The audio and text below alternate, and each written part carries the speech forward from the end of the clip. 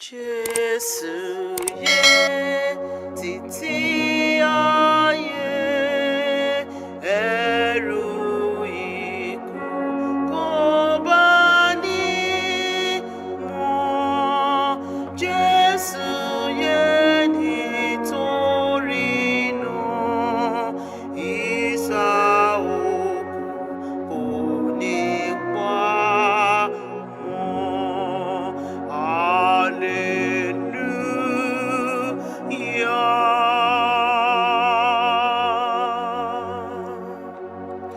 Jesu ye látòní lọ ikú jẹ́ ọ̀nà sí yé èyí yóò jẹ́ tùnú wa pátákókò ikú pàdé.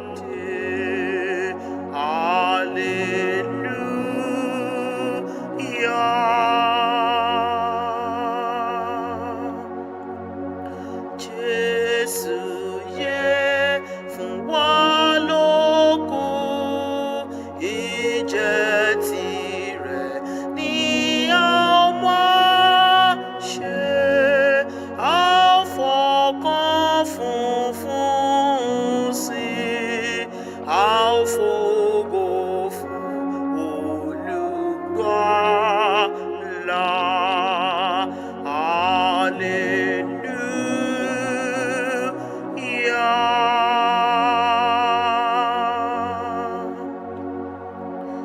Jesu ye èyí dájú ikú àti pa ogun kún kí yóò lè yà ní kúrò nínú ìfẹ́ láti Jesu.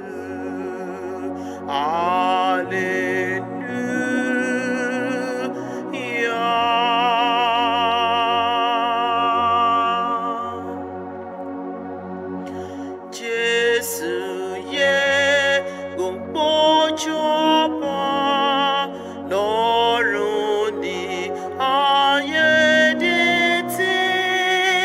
rẹ̀, ẹ jẹ́ kí a máa tẹ̀lé kí a lè jọba pẹ̀lú rẹ̀.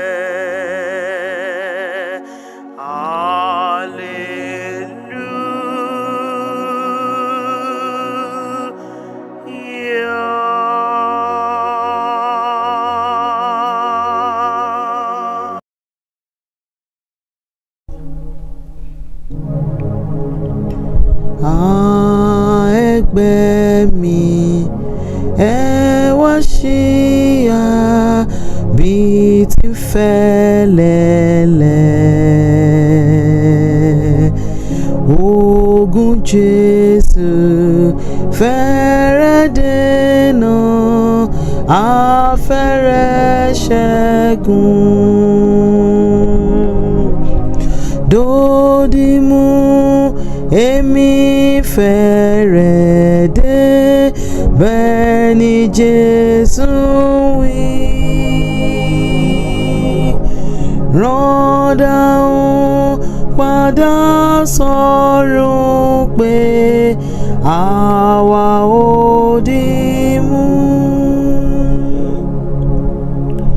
Wo ọ̀pọ̀ ogun tí ń bọ̀ wá, èṣù ń kó wọn bọ̀. Àwọn alágbára ṣubú, a fẹ́ dààmú tán. Dòdìmú èmi fẹ́rẹ̀ dé, bẹ́ẹ̀ ni Jésù wí. Rọ́dáhùn padà sọ̀rọ̀ pé àwa ò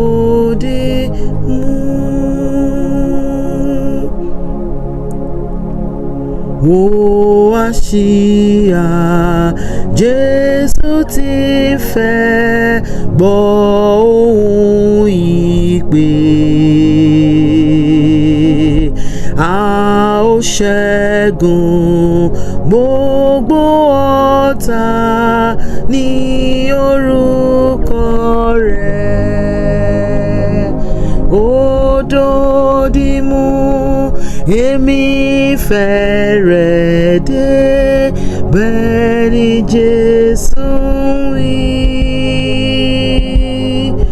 Rọ́dà ó padà sọ̀rọ̀ pé àwa ò dìmú. Ogun gbóná gírígírí, ìrànwọ́ wa ń bọ̀. Balógun wa bọ̀ wá tètè, ẹgbẹ́ tújú ká. Dòdìmú èmi fẹ́rẹ̀ dé, bẹ́ẹ̀ ni Jésù wí. Rọ́dà ó padà sọ̀rọ̀ pé àwa ò dìmú. Dòdìmú èmi fẹ́rẹ̀ dé, bẹ́ẹ̀ ni Jésù wí. Rọ́dà ó padà sọ̀rọ̀ pé àwa ò dìmú. Dòdìmú èmi fẹ́rẹ̀ dé, bẹ́ẹ̀ ni Jésù wí. Rọ́dà ó padà sọ̀rọ̀ pé